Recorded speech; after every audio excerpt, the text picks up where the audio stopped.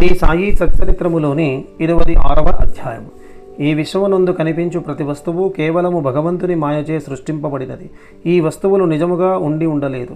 నిజముగా నుండునది ఒక్కటే, అది ఏ భగవంతుడు. చీకటిలో తాడును గాని దండమును గాని చూచి పాము అనుకున్నట్లు ప్రపంచములో కనిపించు వస్తువు బాహ్యమునకు అగుపడునట్లు కనిపించును, కానీ అంతర్గతముగా ఉన్న సత్యమును తెలుసుకొనలేము. సద్గురువే మన బుద్ధియను అక్షులను తెరిపించి వస్తువులను సరిగా చూచునట్లకు చేయును. మనకు అగుపడినది నిజస్వరూపము కాదని గ్రహించదము. కాబట్టి సద్గురుని అసలైన దృష్టిని కలుగజేయమని ప్రార్థింతముగాక. అదే సత్యదృష్టి. ఆంతరిక పూజ గురించి తెలుసుకుందాం. హేమాడు పంతు మనకు ఒక కొత్త రకము పూజా విధానాన్ని బోధించుచున్నారు. సద్గురుని పాదముల కడుగుట, ఆనంద భాష్పములచే వేడి నీళ్లను ఉపయోగించదముగాక. స్వచ్ఛమైన ప్రేమయను చందనమును వారి శరీరమునకు పూసదముగాక. దృఢ విశ్వాసమును వస్త్రముతో వారి శరీరమును కప్పెదముగాక. అష్టసాత్విక భావములు అనడు 8 తామర పుష్పములు సమర్పించదముగాక. ఏకాగ్ర చిత్తమును ఫలమును సమర్పించదముగాక. భావము అను బుక్క వారి శిరముపై జల్లి భక్తి అనే మునత్రాడును కట్టెదముగాక. మన శిరస్సును వారి బొటన వ్రేళ్లపై నుంచెదముగాక. సద్గురుని ఈ ప్రకారముగా నగలతో అలంకరించి మన సర్వస్వమును వారికి సమర్పించముగాక. అట్టి ఆనందకరమైన పూజ చేసిన పిమ్మట ఇతుల ప్రార్థించదముగాక. మా మనస్సును అంతర్ముఖము చేయుము, దానిని లోపలి వైపు పోవునటులకు చేయుము. నిత్యానిత్యములకు గల తారతమ్యమును తెలుసుకుని శక్తి దయచేయము.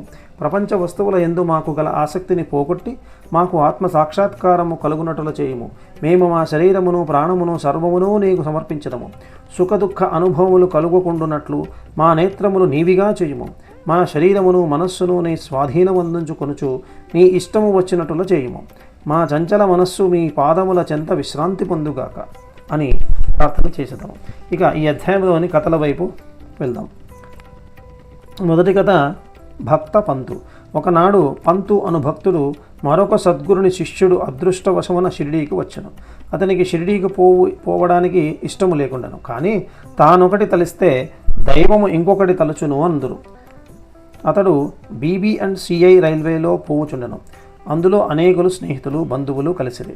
వారందరూ షిరిడీకి పోవుచూ ఉండిరి. వారందరూ తమ వెంట రమ్మని కోరగా అతడు వారిని కాదనలేకుండెను. వారు బొంబాయిలో దిగిరి. పంతు విరార్లో దిగెను. అతడు తన గురువును దర్శించి షిరిడీకి పోవుటకు అనుమతిని పొంది ఖర్చుల నిమిత్తము డబ్బును కూర్చుకొని అందరితో కలిసి షిరిడీకి వచ్చెను. అందరూ ఉదయమే షిరిడీ చేరి 11 గంటలకు మసీదుకు పోయేది. బాబా పూజ కొరకు చేరిన భక్తుల గుంపును చూచి అందరూ సంతసించిరి. కానీ పంతుకు మూర్ఛ వచ్చి హఠాత్తుకు కింద పడ్డాడు. వారందరూ భయపడిరి. అతనికి చైతన్యం కలిగించడానికి ప్రయత్నించారు. అతని ముఖంపై నీళ్లు చల్లగా బాబా కటాక్షముచే తెలివి వచ్చెను. నిద్ర నుంచి లేచిన వాని వలె లేచి కూర్చున్నారు.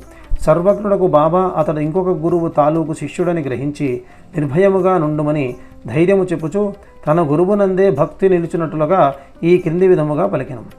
ఏమైనను కానిండు, పట్టు విడవరాదు. నీ గురువుని అందే ఆశ్రయమును నిలుపుము. ఎల్లప్పుడూ నిలకడగా ఉండుము. ఎప్పుడూ వారి ధ్యానమునందే మునిగి ఉండుము. పంతు ఈ మాటల యొక్క ప్రాముఖ్యాన్ని గ్రహించాడు. ఈ విధముగా తన సద్గురువు యొక్క జ్ఞాపకాన్ని గుర్తు చేసుకున్నాడు. అతడు తన జీవితంలో బాబా చేసిన ఈ మేలును మరవలేదు. తర్వాత హరిశ్చంద్ర పితలే కథ. బొంబాయిలో హరిశ్చంద్ర పితలే అనేవాడు ఉండేవాడు. అతనికి మూర్ఛరోగముతో బాధపడుచున్న కొడుకు ఒకడున్నాడు. ఇంగ్లీషు మందులను ఆయుర్వేదం మందులను కూడా వాడాడు, కానీ జబ్బు కుదరలేదు. కాబట్టి యోగుల పాదములపై పడుటయే సాధన ఒక్కటే మిగిలెను అని అనుకొనెను. 15వ అధ్యాయం నందు చక్కని కీర్తనలచే దాసగను బాబా కీర్తిని బొంబాయి ప్రెసిడెన్సీలో వెల్లడి చేసినని తెలుసుకుంటుంది. 1910లో పితలే అట్టి కథలు కొన్నింటిని విన్నాడు. వాని నుండి ఇతరులు చెప్పిన దాని నుండి బాబా తన దృష్టి చేతను స్పర్శ చేతను బాగు కానట్టి జబ్బులను కూడా బాగు చేయనని గ్రహించాడు. సాయిబాబాను చూడడానికి మనస్సులో కోరిక పుట్టింది. సర్వ విధముల సన్నాహమే బహుమానాలను వెంట తీసుకొని పండ్లబుట్టలను పట్టుకొని భార్యాబిడ్డలతో షిరిడీకి వచ్చాడు. అతడు మసీదుకు పోయాడు. బాబాకు సాష్టాంగ నమస్కారం చేసెను. తన రోగి కొడుకును బాబా పాదములపై వైచెను. బాబా ఆ బిడ్డ వైపు చూడగానే ఒక వింత జరిగింది. పిల్లవాడు వెంటనే కళ్ళు గిర్రున తిప్పి చైతన్యము తప్పి నేలపై పడ్డాడు. అతని నోట చొంగ కారింది. అతని శరీరమున చెమట పట్టినది. అతడు చచ్చిన వాని వలె పడ్డాడు. దీనిని చూచి తల్లిదండ్రులు చాలా భయపడ్డారు. అటువంటి మూర్ఛలు వచ్చుచుండేగను గాని ఈ మూర్ఛ చాలాసేపటి వరకు ఉన్నది. తల్లి కంటినీరు వరదలుగా కారుచున్నది. ఆమె ఏడ్చడానికి మొదలెత్తింది. ఆమె స్థితి దొంగల నుండి తప్పించుకునవలనని ఒక గృహములోనికి పరిగెత్తగా అది తన నెత్తిపై పడినట్లు, పులికి భయపడి పారిపోయి కషాయవాని చేతిలో పడిన ఆవువలే, ఎండచే బాధపడి చెట్టు నీడకు పోగా అది బాటసారిపై పడినట్లు, లేదా భక్తుడు దేవాలయమునకు పోగా అది వానిపై కూలినట్లు ఉండెను. ఆమె ఇటుల ఏడ్చుచుండగా బాబా ఆమెను ఇటుల ఓదార్చను. ఇటుల నీవు ఏడవవలదు, కొంతసేపు ఆగండి, ఓపికతో ఉండండి, కుర్రవారిని బసకు తీసుకొని పొండి, అరగంటలో వానికి చైతన్యం వస్తుంది. బాబా చెప్పిన ప్రకారము వారు నెరవేర్చిరి. బాబా మాటలు యథార్థములయ్యను. వాడాలోనికి తీసుకొని పోగానే కుర్రవానికి చైతన్యం వచ్చింది. పితలే కుటుంబం అంతయు కూడా సంతోషించారు. వారి సంశయములన్నీ కూడా తీరిపోయినవి. పితలే బాబా దర్శనమునకై భార్యతో మసీదుకు వచ్చను.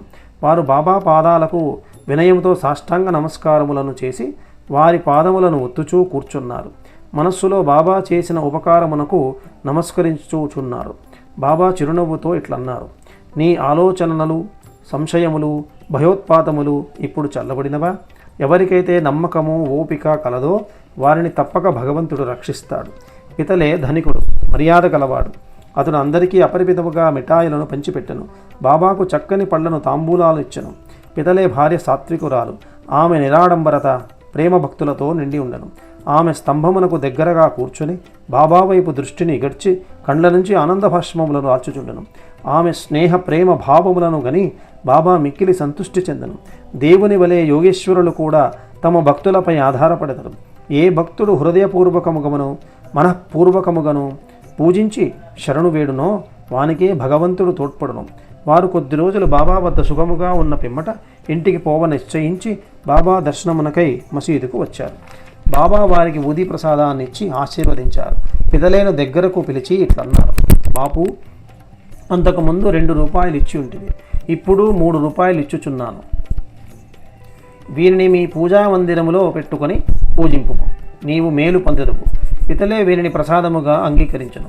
బాబాకు సాష్టాంగ నమస్కారము చేసి ఆశీర్వచనములకై ప్రార్థించను.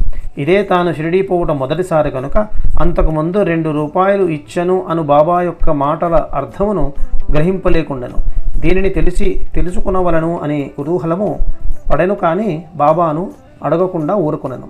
స్వగృహమునకు పోయి తన ముదుసలి తల్లికి ఈ వృత్తాంతమంతయు చెప్పి, బాబా అంతకుముందు 2 రూపాయలు ఇచ్చను అని అదేమియో నాకు తెలియదని అడిగాను. ఆమె తన పుత్రితో ఇట్లన్నాడు, నీ కొడుకుతో నీవిప్పుడు షిరిడీకి పోయినట్లుగా మీ తండ్రి నిన్ను తీసుకుని అక్కల్ కోటకర్ మహారాజు గారి వద్దకు పోయాను. ఆ మహారాజు కూడా సిద్ధపురుషుడు, పూర్ణయోగి, సర్వజ్ఞుడు, దయాళుడు.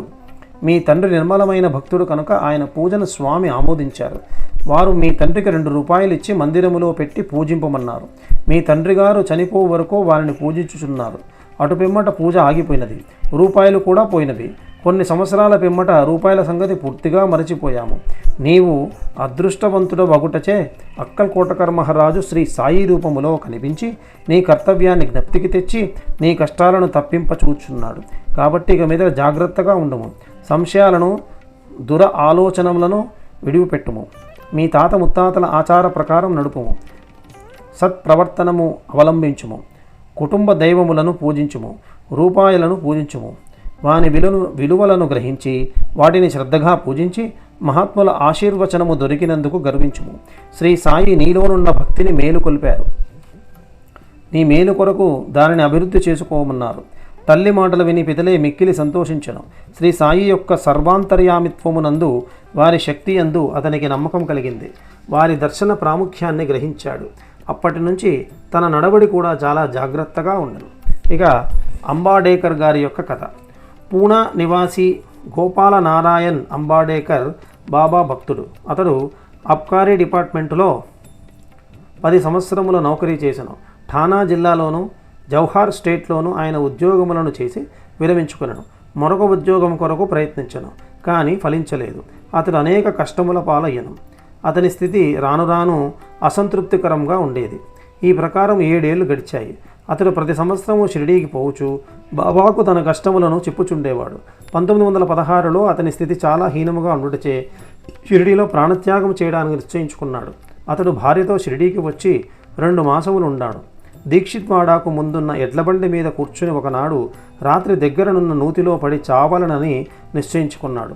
అతడి ప్రకారము చేయ నిశ్చయించుకొనుగననే బాబా మరొకటి చేయ నిశ్చయించెను. కొన్ని అడగల దూరమున ఒక హోటల్ ఉండెను. దాని యజమాని సొగుణమేర్ నాయక్. అతడు బాబా భక్తుడు. అతడు అంబాడేకర్ను పిలిచి, అక్కల్ కోటకర్ మహారాజు గారి చరిత్రను చదివితివా అని అడుగుచూ పుస్తకాన్ని ఇచ్చాడు. అంబాడేకర్ దానిని తీసుకుని చదవాలని అనుకున్నాడు. పుస్తకం తెరిచేసరికి ఈ కథ వచ్చింది. అక్కల్ కోటకర్ మహారాజు గారి కాలంలో ఒక భక్తుడు బాగు కానట్టి దీర్ఘరోగంచే బాధపడుచూ ఉండేవాడు. బాధను సహించలేక నిరాశ చెంది బావిలో దూకాడు.